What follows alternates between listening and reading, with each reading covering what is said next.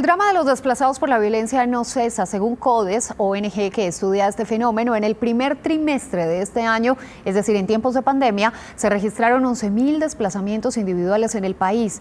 ¿Cómo la están pasando los desplazados en medio del confinamiento obligatorio? Informe especial. Ay, para ver si rezando se va esta pandemia. Los alabados que cantan tienen un dolor profundo que huele a olvido y a tristeza. Ay, mi señora, yo rezo. La escena no ocurre ni en el Chocó, ni en cualquier lugar del Pacífico. Cantan aquí, en las afueras de Bogotá. Son desplazados por la violencia de los grupos armados que los sacó de sus territorios y los obligó a reinventar sus vidas hace ya varios años. En el marco de la pandemia del COVID-19, exigimos condiciones sanitarias para nuestros pueblos y comunidades afrocolombianas. Pero aquí viven el mismo olvido del Estado, mal endémico que padece la población afrocolombiana. Hoy exigen ayudas por la emergencia sanitaria, la misma que pedían hace 9 años, cuando estuvimos allí, recién llegados.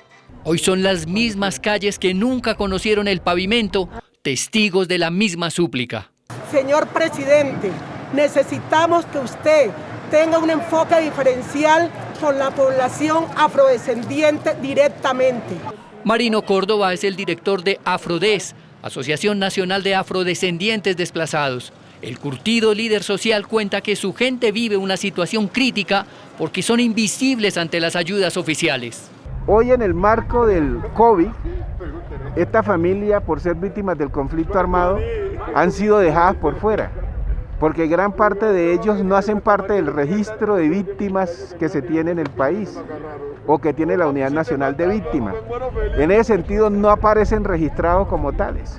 Esta es la Comuna 4 en el municipio de Soacha, uno de los lugares que más alberga población afro desplazada por la violencia. Familias vulnerables que por estos días viven una situación más acentuada por la pandemia, porque no los deja salir de sus casas a trabajar en el rebusque diario.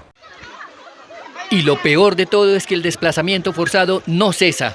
Según Marco Romero, director de CODES, ONG que sigue de cerca este problema, en el primer trimestre del año, 11.000 personas se han desplazado, siendo Nariño, Antioquia y Chocó las zonas más críticas. Estamos viendo asesinatos de líderes sociales, más de 100 en lo que lleva corrido el año. Estamos viendo desplazamientos forzados, más de 11.000 en eventos de desplazamiento forzado masivo y múltiple.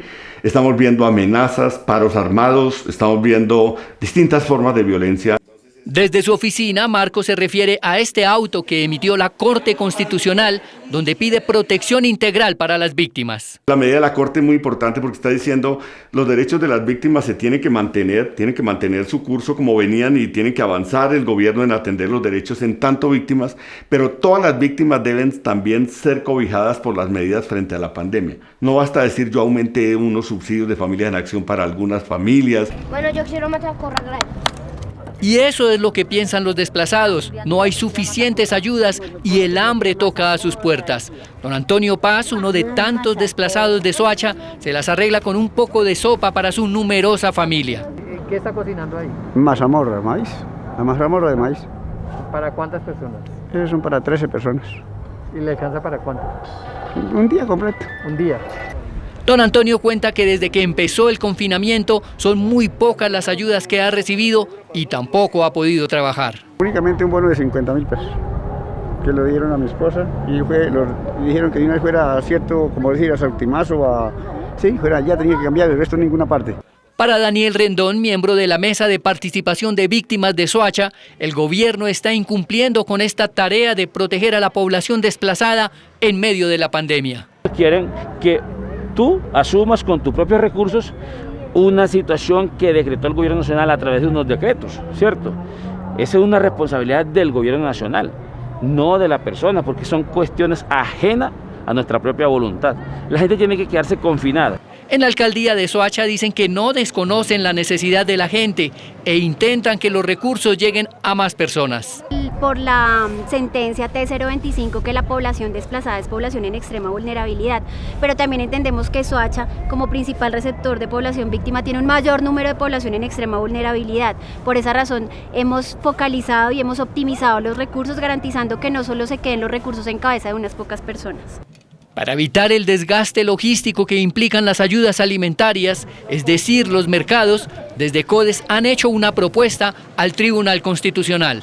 Que se establezca una renta básica, que es algo que ya se ha usado en otros países, que la gente tenga un ingreso básico para poder solventar muchos de estos problemas y no que la gente tenga que poner un trapo rojo.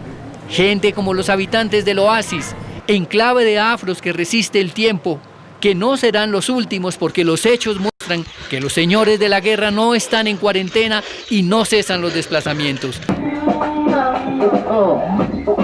Entre tanto, ellos superviven en medio de la pobreza, hoy más aguda que nunca. Cantan y bailan esperando que el coletazo del COVID-19 no acabe con lo poco que tienen.